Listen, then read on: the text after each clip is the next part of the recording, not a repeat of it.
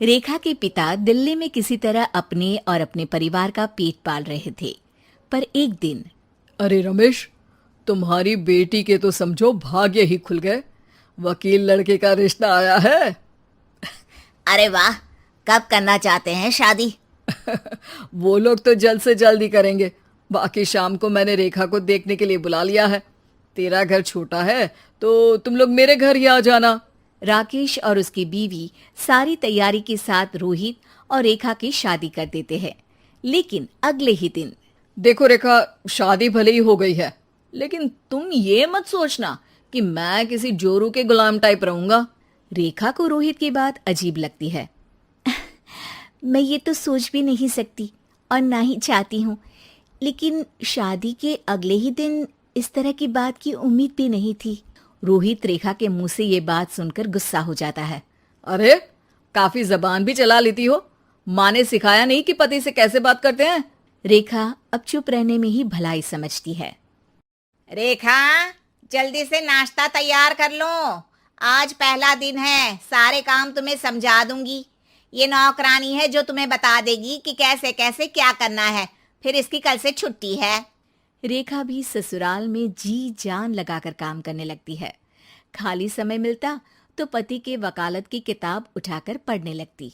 ये क्या, जब देखो तब पढ़ती रहती है। अच्छा सुन, कल पिता के घर से 20,000 रुपये लेकर आना। मेरे छोटे बेटे की फीस भरनी है। लेकिन पापा क्यों भरेंगे उसकी फीस? अरे वाह जी वाह, पापा क्यों भरेंगे? तो ये बता, हम क्यों रखेंगे तुझे यहाँ? क्यों खाना देंगे फ्री में? अरे, क्योंकि मैं बहू हूँ इस घर की। तभी वहाँ रोहित आ जाता है। अरे वाह, बड़ी जबान चला रही हो। चुपचाप माँ जो कह रही है वैसा कर, वरना सामान उठा और जा अपनी झोपड़ी में। बेचारी रेखा क्या करती, पिता के घर जाती है, उनको सारा हाल बताती है। पिता भी जैसे तैसे पैसों का इंतजाम कर बेटी को ससुराल के लिए विदा करते हैं। देखा, अब कहाँ से आए पैसे? अरे बहुत माल है तुम लोगों के पास, बस सीधी उंगली से निकालते नहीं। नहीं नहीं माँ, पापा ने अपनी मोटरसाइकिल बेचकर पैसों का इंतजाम किया है। पता नहीं अब वो ऑफिस कैसे जाएंगे। अरे वाह भाई, ये भी हम सोचे। खैर, जैसे तैसे दिन बीतते हैं। रेखा जहाँ एक प्यारे से बेटे की माँ बनती है, तो वहीं उसका वकालत की किताब में ज्ञान और गहराता जाता है। हे भगवान, बुरे फंसे। ये केस तो लगता है कि मैं हार ही जाऊंगा। देखिए, मैंने आपकी इस केस की फाइल पढ़ी थी। इस केस को जीतना बहुत ही आसान है।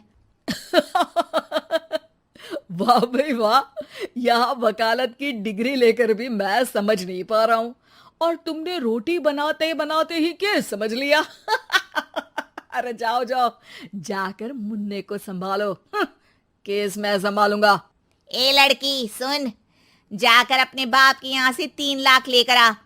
पूरा घर फिर से बनाना है। छोटे की शादी करूंगी तो छोटी बहू को कहाँ रखूंगी? पूरा घर तो तूने घेर रखा है। ऐसा मत बोलिए माँ जी, पापा इतना पैसा कहाँ से लाएंगे? अब तो वो रिटायर भी हो गए हैं। हाँ, तभी तो बोल रही हूँ, रिटायरमेंट के पैसे तो मिले होंगे ना। लेकिन वो अगर आपको दे देंगे तो बुढ़ापा कैसे काटेंगे? रोहित रेखा की बात सुनकर गुस्सा हो जाता है।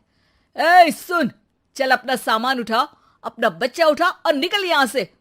रेखा के लाख आग्रह के बाद भी रोहित और उसकी सास उसे घर में नहीं रखते। पापा, मैं तलाक चाहती हूँ। बेटा, मेरे पास वकील के पैसे नहीं है। पापा, आप मुझे वकालत करवा दीजिए, अपना केस मैं खुद लड़ूंगी। इस बार रेखा के पिता भी उसे ससुराल ना भेजकर रिटायरमेंट के पैसों से वकालत करवाते हैं। और फिर एक दिन कोर्ट के बाहर, रोहित, आज तुम अपना ही केस हार गए, वो भी उस लड़की से जिसकी तुमने कभी कदर ही नहीं की। रेखा, मुझे माफ कर दो। मैं इतनी बड़ी अमाउंट कहाँ से लाऊंगा? मैं हर महीने पैसे नहीं दे सकता तुमको। पैसे वहीं से लाना जहां से तुम मेरे पापा को लाने के लिए मजबूर करते थे। एक पिता अपनी बेटी की शादी उसकी खुशहाली के लिए करता है, ना कि सारी जिंदगी कर्जदार बनने के लिए। अरे, मेरे ही बेटे की किताब पढ़ पढ़ कर ज्ञान बांट रही हो? वकालत की किताब तो ससुराल में ही पड़ी थी ना। बिल्कुल, यहाँ मेरी गलती रही। जिस पैसे से मैंने इसकी शादी की थी, मुझे वो पैसे पहले इसकी पढ़ाई में लगाना चाहिए था। और आज रेखा एक जानी मानी वकील के रूप में काम कर रही है।